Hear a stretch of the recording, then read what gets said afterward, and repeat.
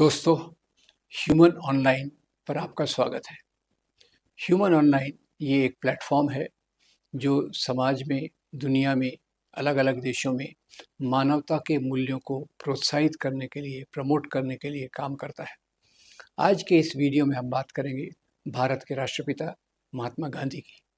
महात्मा गांधी मोहनदास करमचंद गांधी, जिनका जन्म 2 अक्टूबर को हुआ था और जिनको मृत्यु मतलब जिनके सीने में 3 गोलियां दागी गई 30 जनवरी 1948 को। इन महात्मा के बारे में हम बात करेंगे।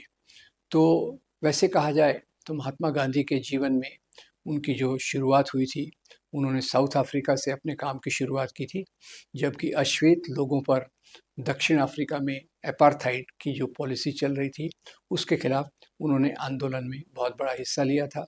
और जो अप्रवासी भारतीय थे उनके अधिकारों के लिए, उनकी सुरक्षा के लिए उन्होंने सरकार के खिलाफ कई आंदोलन किए थे और इसमें उनको काफ़ी स्ट्रगल का सामना करना पड़ा, काफ़ी संघर्षों का सामना करना पड़ा।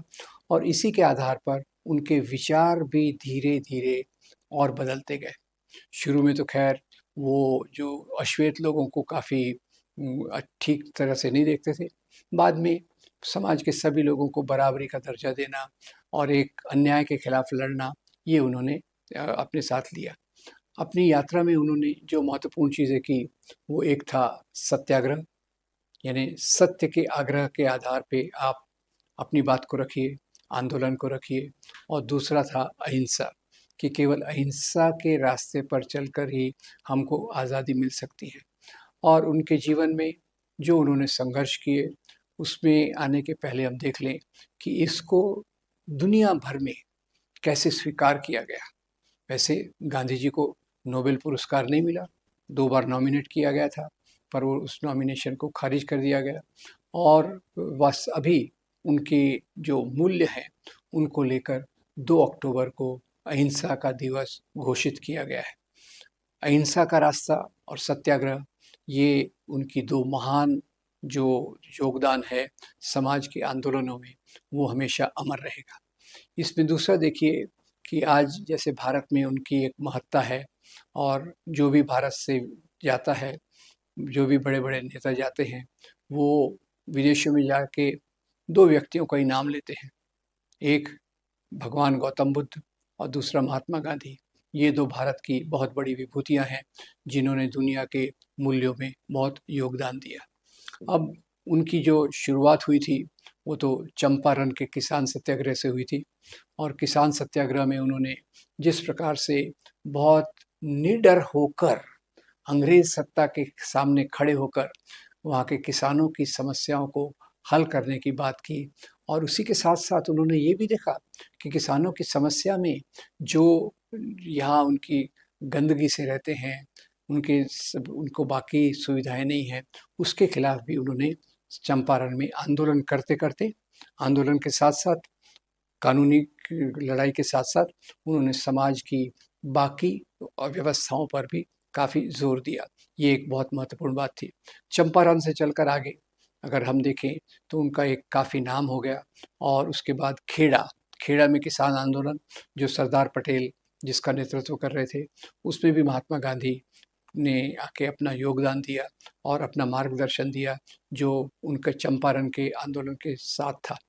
अब इसके बाद उन्होंने देखा कि भारत में अंग्रेजी राज में जो अंग्रेज थे वो भारतीयों को एकदम दुय्यम दर्जे का नागरिक मानते थे। और दुय्यम दर्जे का नागरिक मानने के साथ साथ वो भारतीयों पर जिस प्रकार के बंधन लगाना चाहते थे, अभिव्यक्ति की स्वतंत्रता, इस पर बंधन लगाना चाहते थे। जैसे हमें याद होगा लोकमान्य बाल गंगाधर तिलक को अपने लेख लिखने के कारण केसरी में उनको मंडाले की जेल में सजा हुई। इस प्रकार से और चीज़ों के बारे में भी ये बात हुई। अब चंपारण की एक बात याद दिला दूँ। चंपारण में इन्होंने ये नहीं कहा कि उन्होंने जो कानून तोड़ा है वो नहीं किया। उन्होंने कहा मैंने कानून तोड़ा है, मैंने इस प्रकार के काम किए हैं, आपको मुझे जो सज़ा देनी है दे दो। तो जज जो था वो बड़ा परेशान हो गया। ये तो ऐसा मुकदमा मैं पहली बार देख रहा हूँ कि कोई व्यक्ति अपनी इस बात को मान ले रहा है और कह रहा है मुझे सजा दो। तो जज ने उसको 1 रुपये का, 1 रुपये तो उस समय बड़ी बात थी, 1 रुपये का फाइन लगाया। महात्मा गांधी ने कहा मेरे पास 1 रुपया नहीं है। तो फिर जज ने क्या किया, ये उसकी समस्या थी। पर यहाँ से एक बात हुई, पूरे देश में उनका नाम एक बहुत अच्छे लीडर के रूप में हो गया। वो किसी भी चीज़ की प्लानिंग बहुत सावधानी से करते थे। यहाँ क्या होगा, वहाँ क्या होगा, लोग कैसे जुड़ेंगे, लोग कैसे आएंगे। और यहाँ जब भारत में वो लौटे साउथ अफ्रीका से, तो उनके राजनीतिक गुरु थे गोपाल कृष्ण गोखले। गोपाल कृष्ण गोखले ने उन्हें सलाह दी कि अगर भारत में आपको काम करना है तो पहले आप पूरे भारत को देखिए, भारत क्या है इसको समझिए।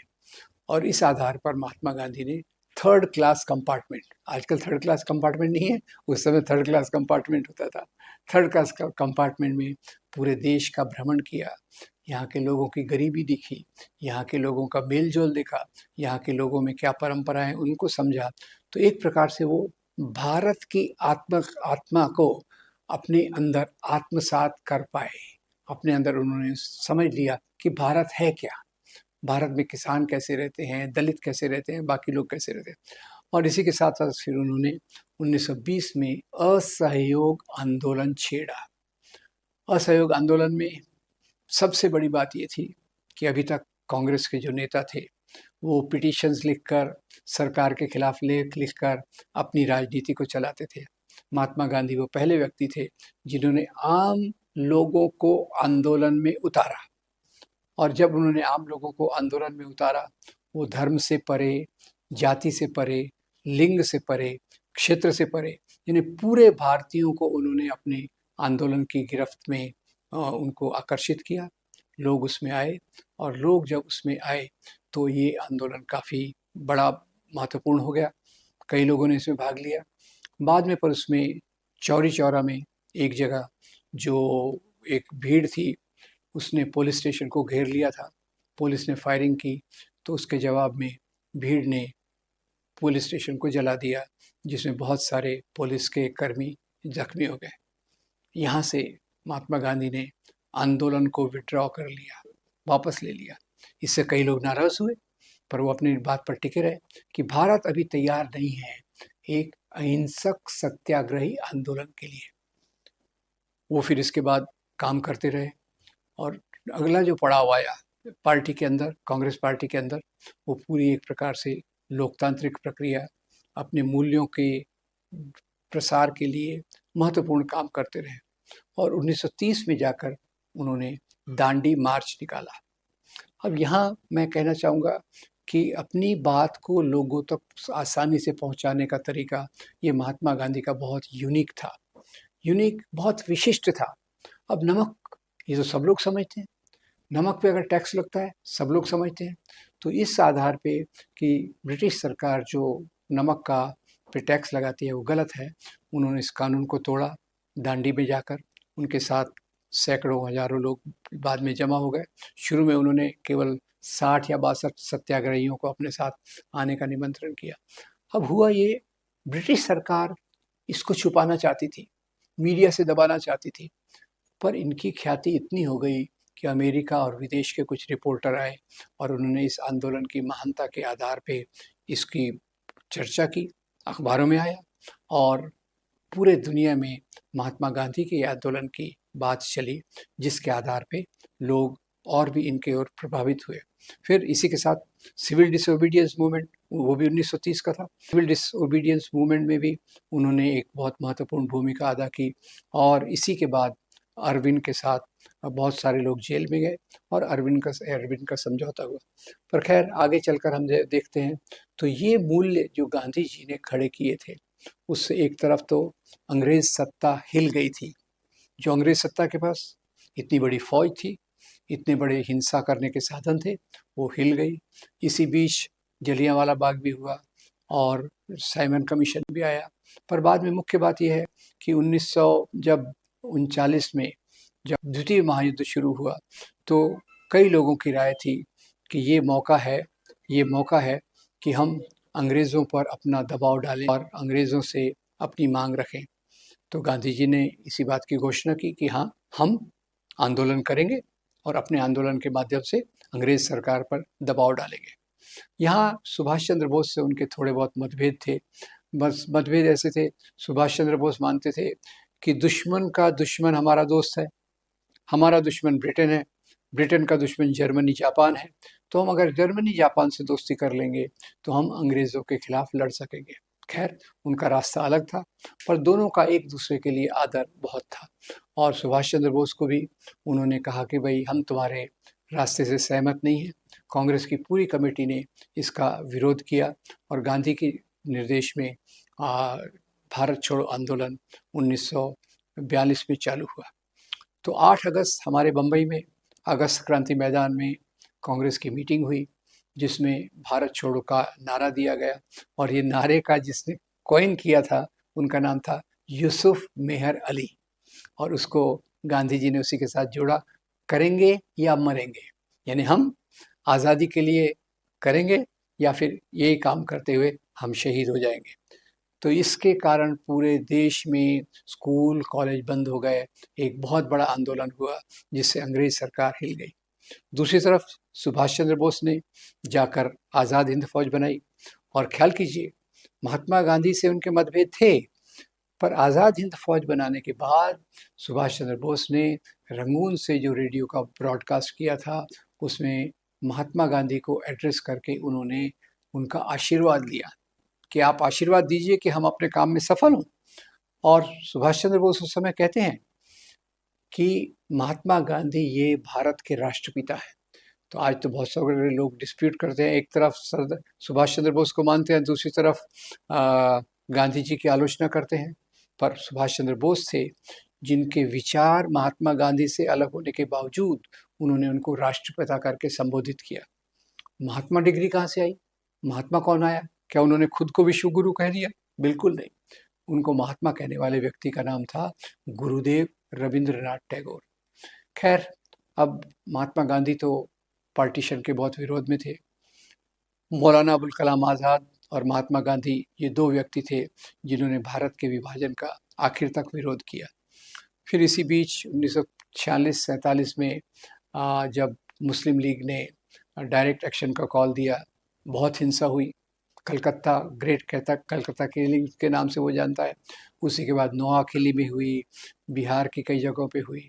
तो गांधी जी इस समय जो सक्रिय राजनीति चल रही थी अंग्रेज़ों और कांग्रेस के बीच में जो बातचीत चल रही थी, वो उन्होंने नेहरू और पटेल पे छोड़ दिया और वो एक ही काम में लग गए कि हिंदू मुस्लिम एकता कैसे पैदा की जाए और ये जो दंगे हैं उनको कैसे रोका जाए।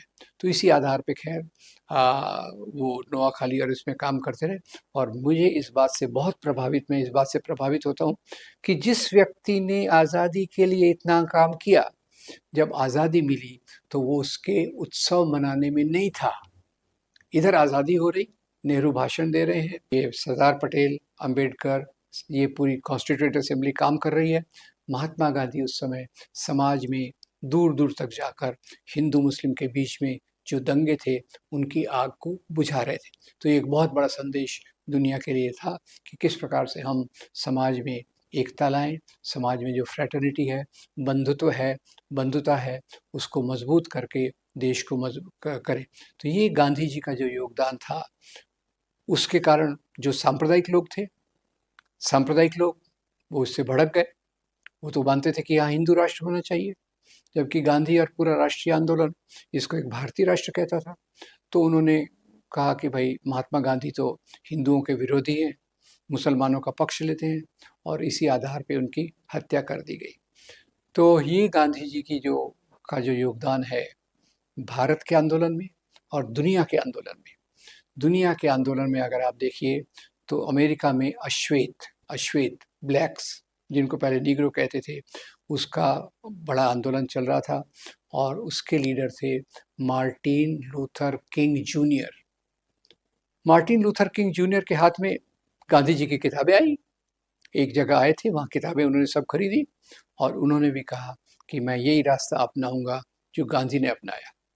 साउथ अफ्रीका, नेल्सन मंडेला, वो भी अपार्थाइड और ब्रिटिश रूल के खिलाफ खड़े थे। तो नेल्सन मंडेला ने भी महात्मा गांधी के रास्ते पर चलकर साउथ अफ्रीका में आज़ादी का काम दिलाया। तो आज 2 अक्टूबर और उसके बाद साल भर या कभी पूरे जीवन भर हमें गांधी के इस योगदान को जो उन्होंने यहाँ किया, एक अंतिम योगदान मैं बता दूं कि वो अंबेडकर और उनसे गांधी जी के मतभेद थे जो पूना पैक्ट के रूप में आए, और पूना पैक्ट के बाद जो सेपरेट इलेक्टोरेट, पृथक निर्वाचन क्षेत्र का जो था उसको रिजर्व दिया गया। पृथक निर्वाचन क्षेत्र में कोई 69 सीट्स थी शायद, मैं अंदाज से कह रहा हूँ। तो गांधी जी ने जब ये पूना पैक्ट साइन किया तो उन्होंने 69 के बदले 140 सीट्स पर आरक्षण देने की बात कही। तो खैर अंबेडकर से वो इतना प्रभावित हुए कि उन्होंने 1932 के बाद 2 साल तक केवल एक काम किया। उन्होंने कहा, मैं इस दौरान राजनीति में भाग नहीं लूँगा, मैं एक ही काम करूँगा, गांव-गांव जाकर जो अंबेडकर का संदेश है, जो अंबेडकर जिसके लिए संघर्ष कर रहे हैं कि दलितों को मंदिर प्रवेश, दलितों को कुएं का पानी प्राप्त करने के लिए कोशिश, ये दोनों कामों के लिए मैं करता रहूँगा। और ये काम महात्मा गांधी ने बहुत सफलता से किए, जिसके बाद ये पूरे देश में एक आंदोलन की तरह फैल गया और भारत में जो छुआछूत की प्रथा थी उसको ये एक बहुत बड़ा आघात था। तो दोस्तों, मैं गांधी जी को पूरी श्रद्धांजलि देते हुए ये बात कहना को चाहूँगा कि आज हमें फिर से गांधी जी के सिद्धांतों को, उनके मूल्यों को, उनके योगदान को फिर से याद करके एक ऐसे भारत को बनाना है जिसमें शांति, अहिंसा और सत्य के रास्ते पर चलकर हम समाज का विकास कर सकें, केवल एक वर्ग के लिए नहीं बल्कि समाज के सभी तबकों के लिए। आपका बहुत धन्यवाद। Thank you very much.